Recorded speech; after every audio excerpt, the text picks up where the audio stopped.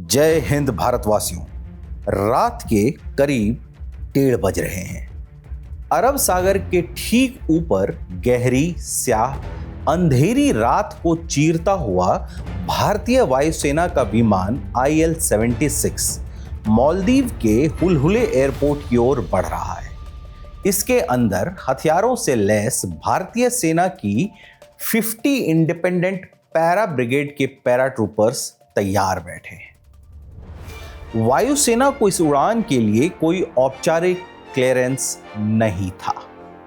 नीचे रनवे पर एक अनजान दुश्मन के होने की पूरी आशंका थी और ऊपर आसमान से भारत एक ऐसा इतिहास लिखने जा रहा था जिसके बारे में कभी किसी ने सोचा भी नहीं होगा। जैसे ही विमान रनवे पर लैंड करता है, पूरे एयरपोर्ट पर ब्लैकआउट है।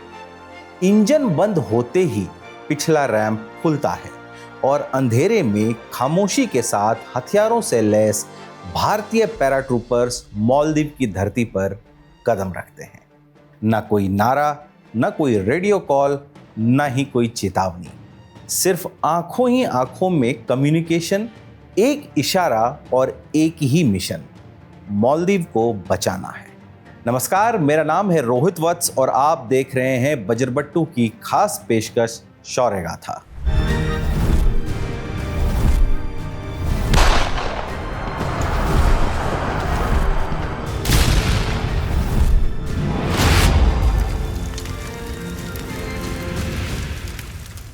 इस एपिसोड में आज हम आपको ऑपरेशन कैक्टस की कहानी सुनाने जा रहे हैं। जब भारतीय थल सेना की 50वीं इंडिपेंडेंट पैरा ब्रिगेड ने विदेशी जमीन पर उतरकर एक तख्ता पलट की साजिश को कुचल दिया। कोल्ड वॉर का दौर चल रहा था। दुनिया की दो महाशक्तियां यूनाइटेड स्टेट्स ऑफ अमेरिका और union of Soviet socialist republics यानी USSR। ऐसे में भारत ने जो ऑपरेशन किया वो महज एक सैन्य कार्रवाई नहीं थी। ये एक मैसेज था पूरी दुनिया के लिए। ये मैसेज था उन दुश्मनों के लिए जिनको हम शांत दिखते थे। ये मैसेज था कि हम शांत दिख सकते हैं, लेकिन छेड़े जाने पर कैक्टस की तरह चुभ सकते हैं। कहानी की शुरुआत होती है नवंबर 1988 से। मालदीव की राजधानी माले में करीब 80 से 100 विदेशी भाड़े के लड़ाकों ने पर्यटकों के भेष में एंट्री ले ली। ये लड़ाके श्रीलंका के उग्रवादी संगठन PLOTE यानी people's liberation organisation of Tamil Eelam से जुड़े हुए थे। वो मालदीव के राष्ट्रपति अब्दुल गयूम का तख्ता पलट करना चाह रहा था। ऐसे में हथियारों से लैस इन उग्रवादियों ने कुछ ही घंटों में सरकारी इमारतों पर कब्जा करना शुरू कर दिया। माले की सड़कों पर अंधाधुंध फायरिंग चल रही थी। एक एक करके ये लड़ाके जरूरी सरकारी इमारतों पर कंट्रोल करने लगे थे। इन्होंने पुलिस हेडक्वार्टर को नियंत्रण में ले लिया, टीवी स्टेशन को बंद करवा दिया, कम्युनिकेशंस के सारे माध्यम ठप कर दिए। राजधानी में गोलियों की आवाज गूंज रही थी। कई सरकारी अधिकारियों को बंधक बना लिया गया था। करीब 8 सुरक्षा कर्मियों की तो हत्या ही कर दी गई थी। इस दौरान राष्ट्रपति गयूम को उनके सुरक्षा बलों ने एक सीक्रेट सेफ हाउस में छिपा दिया। फिर आया एक फोन कॉल और बदल गया पूरा इतिहास। मालदीव ने मदद के लिए श्रीलंका, पाकिस्तान, सिंगापुर और अमेरिका से संपर्क किया। किसी भी देश से कोई जवाब, कोई मदद नहीं आई। आखिरकार दिल्ली को फोन किया गया। भारत के तत्कालीन प्रधानमंत्री राजीव गांधी को जैसे ही हालात की जानकारी मिली, उन्होंने एक पल भी नहीं गंवाया। PMO से foreign service officer Ronan Sen ने तुरंत भारत के उस समय के chief of army staff VN Sharma के आर्मी हाउस में फोन मिलाया। सेन ने बताया कि मालदीव में मंत्रियों को अगवा कर लिया गया है। मालदीव सैटेलाइट फोन पर मदद मांग रहा है। क्या भारत आर्मी भेज सकता है? जनरल BN शर्मा का जवाब सीधा था, हम तुरंत काम शुरू कर रहे हैं। और यहीं से जन्म हुआ ऑपरेशन कैक्टस का।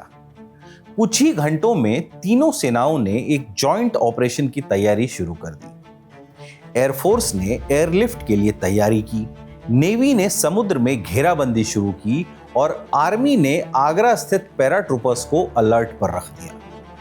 इसके तुरंत बाद साउथ ब्लॉक के आर्मी ऑपरेशन रूम में हाई लेवल मीटिंग बुलाई गई, जिसमें प्रधानमंत्री राजीव गांधी भी शामिल हुए।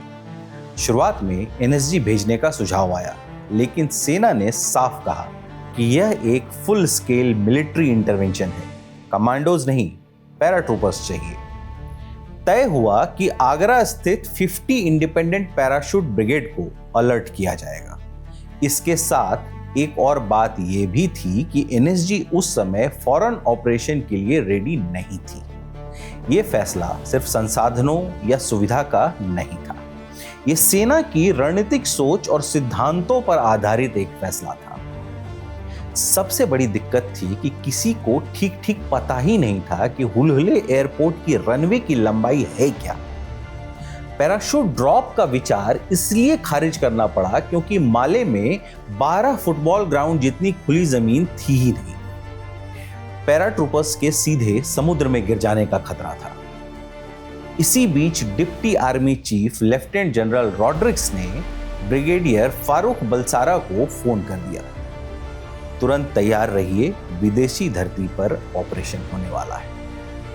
हैरानी की बात यह थी कि ब्रिगेडियर बुलसारा ने इससे पहले मालदीव का नाम तक नहीं सुना था। उनके इंटेलिजेंस ऑफिसर्स ने लाइब्रेरी से एटलस निकाला, तब पता चला कि यह दरअसल 1200 द्वीपों का एक देश है, भारत से करीब 700 किलोमीटर दूर। तैयारी के नाम पर समय इतना कम था कि नक्शे तक गलत निकल गए। ऑपरेशन रूम की मेज पर माले की जगह गान एयरपोर्ट का नक्शा फैला हुआ था, जिसे भारत के उच्चायुक्त AK बैनर्जी ने देखकर तुरंत ठीक कराया। अंततः फैसला हुआ कि पैराट्रूपर्स को पैराशूट से नहीं बल्कि IL-76 विमानों से सीधे एयरलिफ्ट कर उतारा जाएगा।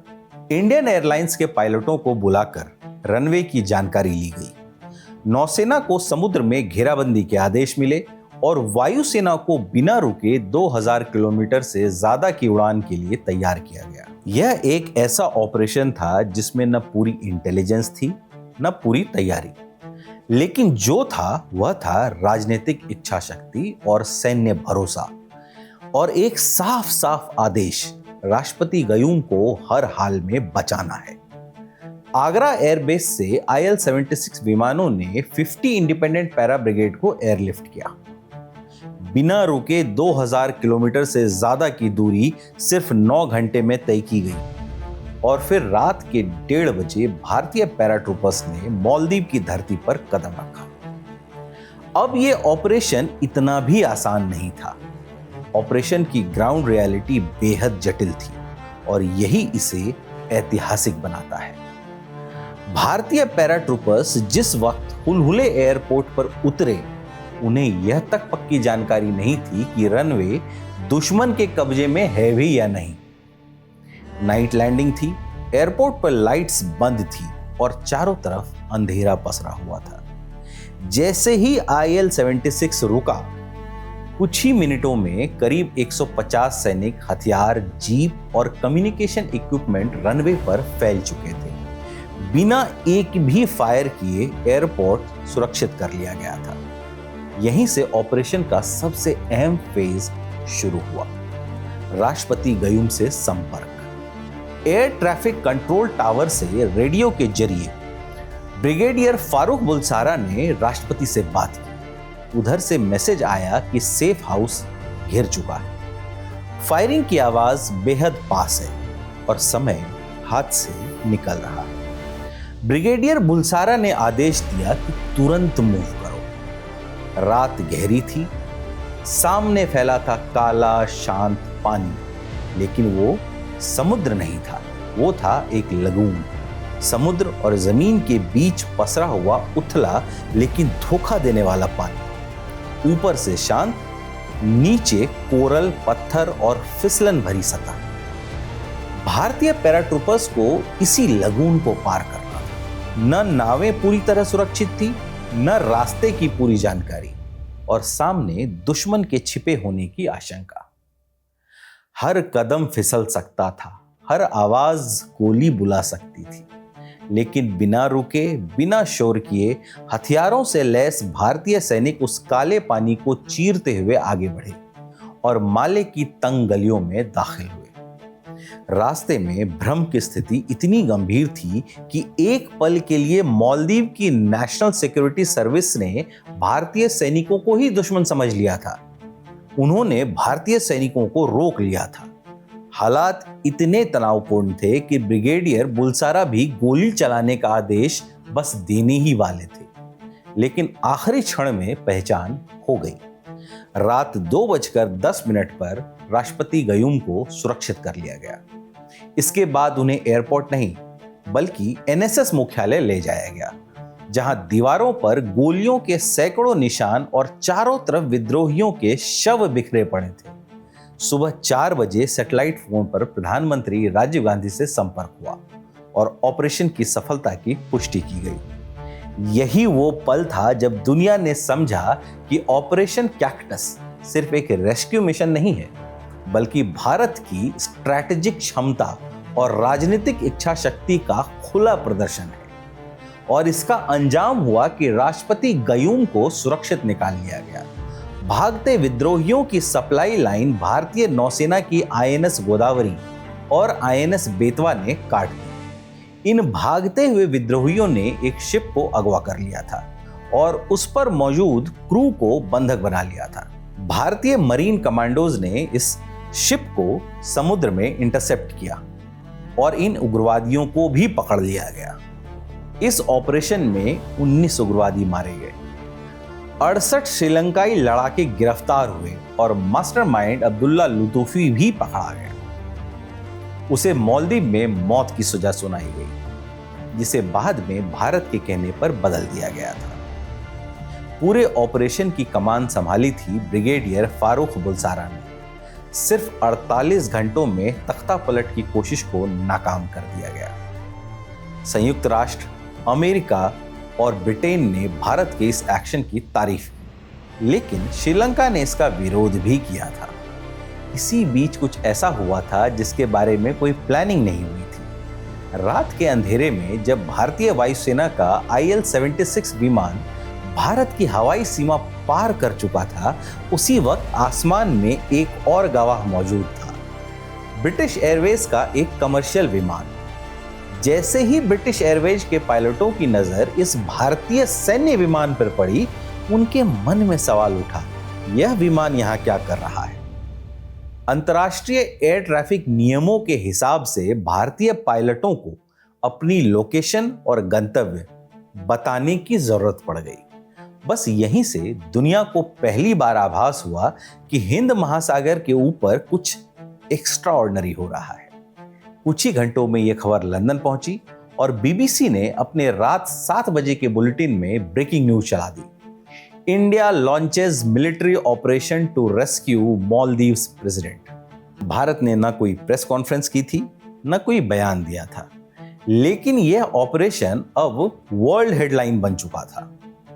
मालदीव में राष्ट्रपति गयूम को सुरक्षित निकालने के बाद सुबह करीब 4 बजे दिल्ली और माले के बीच सैटेलाइट फोन लाइन खुली।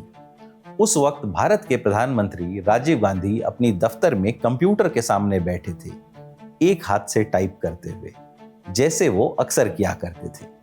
यह वही दौर था जब कंप्यूटर प्रधानमंत्री कार्यालयों में भी आम नहीं थे, लेकिन राजीव गांधी भविष्य की भाषा समझते थे। राष्ट्रपति गयूम से बात करने के बाद ही उन्होंने चैन की सांस ली। मिशन सफल हो चुका था। इसके बाद ही वे सोने गए। जब रोनिन सेन प्रधानमंत्री कार्यालय से निकल रहे थे, तभी राजीव गांधी ने उन्हें रोककर कहा, मेरी तरफ से रक्षा मंत्री को इस सफल अभियान के लिए बधाई दे दीजिए। फिर वह एक पल के लिए रुके, हल्की मुस्कान के साथ बोले, छोड़िए, इस समय वो सो रहे होंगे। यही पहला मौका था जब India acted as net security provider in Indian ocean. Operation cactus आज भी इंडियन आर्मी वॉर कॉलेजेस में केस स्टडी है और भारत का रैपिड डिप्लॉयमेंट डॉक्ट्रिन यहीं से फॉर्मुलाइज हुआ। यही था ऑपरेशन कैक्टस, बिना शोर, बिना विजय भाषण, बिना दिखावे के पूरा हो जाने वाला। एक ऐसा ऑपरेशन जिसने बताया कि भारत सिर्फ प्रतिक्रिया नहीं देता है, भारत जिम्मेदारी लेता है। वहीं गयूम ने पब्लिकली कहा कि India did not come as an occupier, India came as a friend. Operation cactus सिर्फ मालदीव को बचाने की कहानी नहीं है, यह उस भारत की कहानी है जो बिना शोर किए काम करता है और जब करता है तो इतिहास बदल देता है। अगर आपको वीडियो पसंद आया तो इसे लाइक और शेयर कीजिए। इसके साथ ही भारत के शौर्य की ऐसी ही कहानियां सुनने के लिए वज्रवट्टू दुनिया को जरूर सब्सक्राइब करें। जय हिंद।